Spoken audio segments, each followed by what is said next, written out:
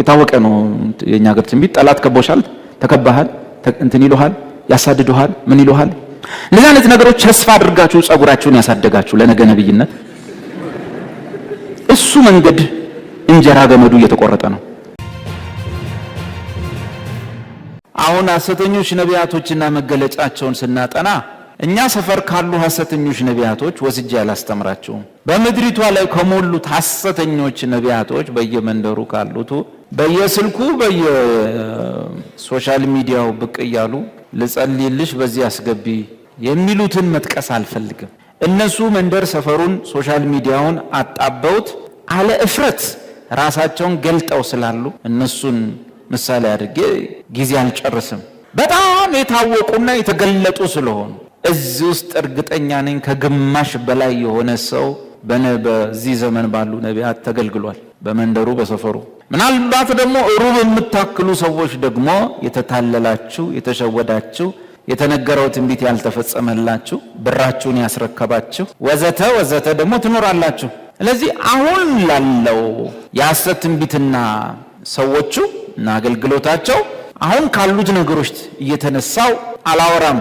በተለያየ መንገድ በየመሃሉ ባስገባውም እነሱን ስለምታዩአቸው አልነግራቸውም፣ ስለገጠሟችሁ አልነግራቸውም፣ ስለሰማችሁ ስለነሱ አሁን እነሱን አላወራም። እነሱ ተጨባጭ በእጃችንና በአካባቢያችን የሚገኙ መረጃዎች ናቸው።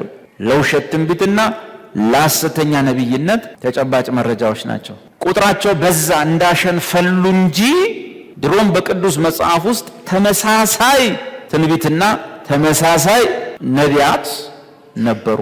አዲስ ነገር አልመጣም። አዲስ ነገር የለም።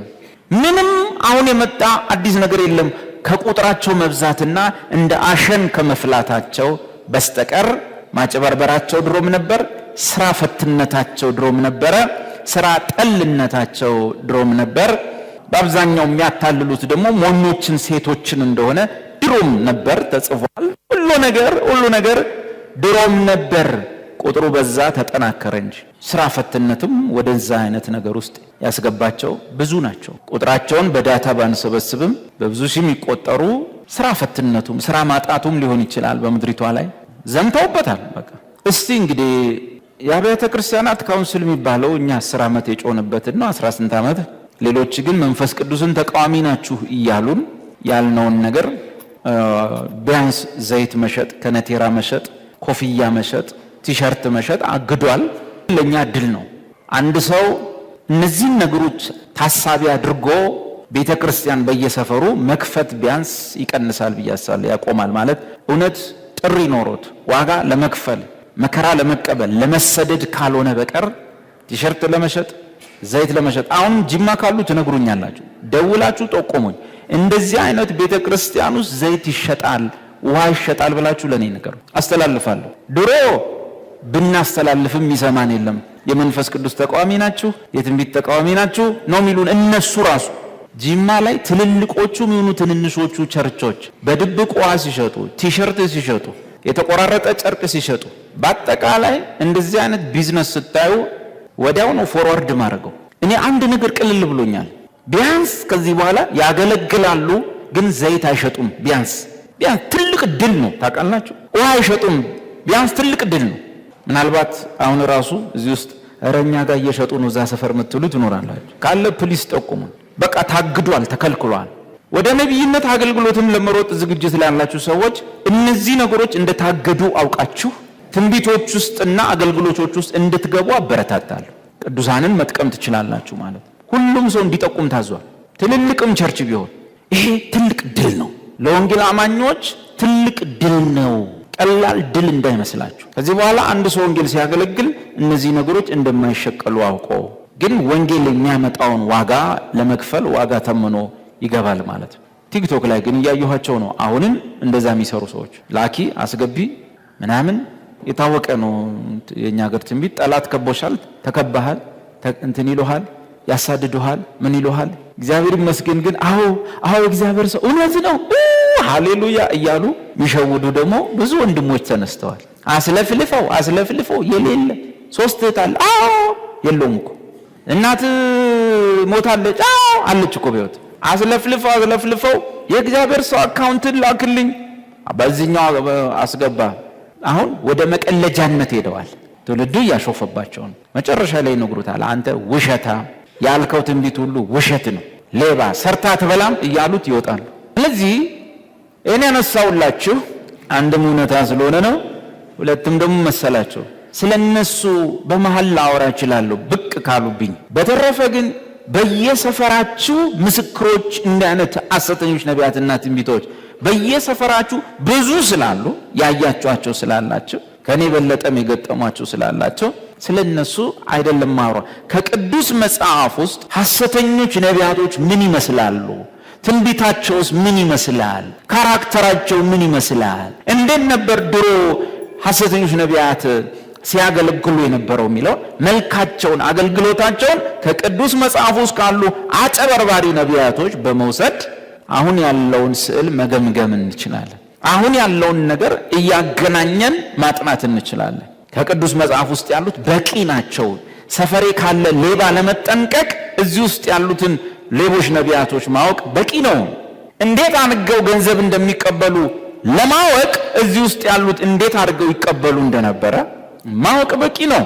ስለዚህ ሐሰተኞች ነቢያቶች መገለጫቸውን ማጥናት እንጀምር። አንደኛ የሐሰተኞች ነቢያቶች መገለጫ፣ አንደኛ ለገዛ ጥቅማቸው ወይም ክብራቸው ነው የሚተነብዩት። ለጥቅም ሲሉ ነው።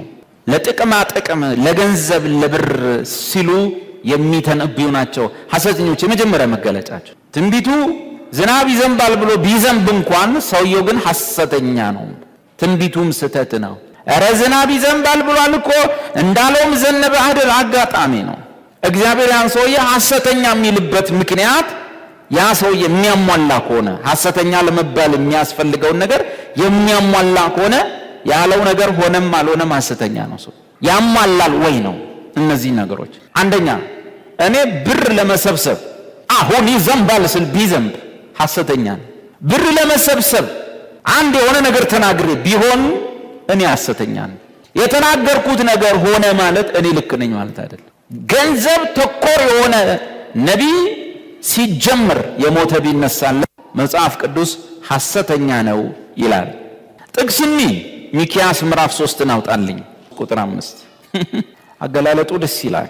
የሐሰተኞች ነቢያቶች አንዱ ምልክት አገልግሎታቸው በየቀኑ ከገንዘብ ጋር መገናኘቱ፣ ባገለገሉ ቁጥር ብር ብር የሚል ድምፅ መሰማቱ፣ ገንዘብ ገንዘብ የሚል ብር ያዛችሁ ጸልይላችኋለሁ፣ ብር ያዛችሁ እንደዚህ አድርጉ፣ 10,000 ያዛችሁ በዚህ ግቡ፣ 1,000 ያዛችሁ በዚህ ውጡ።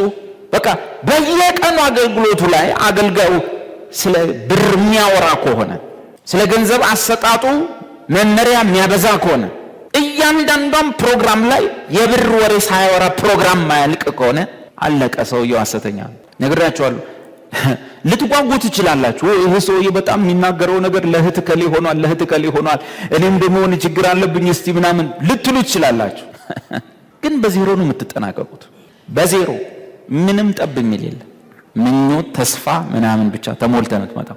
የእግዚአብሔር ቃል ካለ አለ ነውና በየአገልግሎታቸው ላይ ብር ብር፣ ገንዘብ ገንዘብ፣ ስለ ገንዘብ ስለ ገንዘብ ስለ ምናምን እንደዚህ።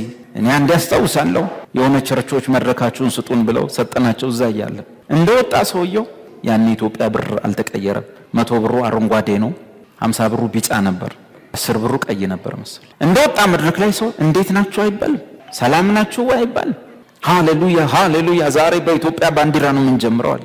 ምንድነው ኢትዮጵያ ባንዲራ ነበራችሁ ያን ጊዜ ፓስተሩ? ሃሌሉያ ሃሌሉያ። ኢትዮጵያ የሆነ ሰው የሚጀምረው ከአረንጓዴው ነው። አሜን፣ ከአረንጓዴው ነው አለ። አረንጓዴ ማለት 100 ብር ነው ያለ። በኢትዮጵያ የሚያምን ኢትዮጵያዊ ሰው በቢጫ ይቀጥላል፣ በቢጫ ይቀጥላል አለ። እኔ ደስ ያለኝ ምን ታውቃላችሁ? ግማሹ ጉባኤ ተነስቶ ወጣ። ደስ አለኝ። እንዲህ ሲዋረድልኝ ደስ ይለኛል። ገምሶ ወጣ። ተማሪው ህዝቡ ሁሉ ወጣ። ሰው እንደወጣ ደህና ናችሁ ምዕመናን አይባልም። ከዛ በኋላ ወደ 40 ደቂቃ ያሰጣጥ አይነቶች፣ የስጦታ አይነቶች፣ የስጦታ ውጤቶች አውርቶ ወረደ። ሰው ኢየሱስን ሳይጠራው ስሙ በመሃል ሳይገባ ይሄ ቤተክርስቲያን ሊሆን አይችልም፣ ይሄ ጉባኤ ሊሆን አይችልም፣ ክርስቶስ ማህበር ሊሆን አይችልም። ይሰማል አይደል? እንደዚህ አይነት ነገሮች ተስፋ አድርጋችሁ ጸጉራችሁን ያሳደጋችሁ ለነገ ነብይነት፣ እሱ መንገድ እንጀራ ገመዱ እየተቆረጠ ነው።